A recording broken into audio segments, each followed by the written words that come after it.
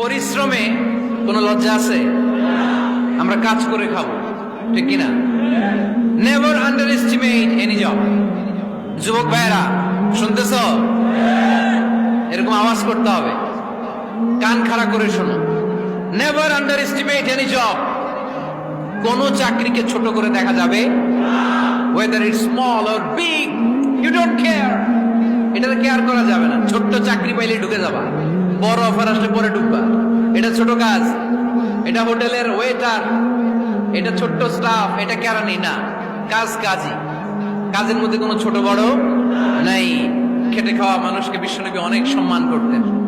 বিষ্ণু ইসলাম খেটে খাওয়া মানুষদেরকে এত ভালোবাসতেন, বিদায় হজের মতো এত গুরুত্বপূর্ণ ভাষণও এই মেহনতি মানুষদের কথা বাদ যায় না।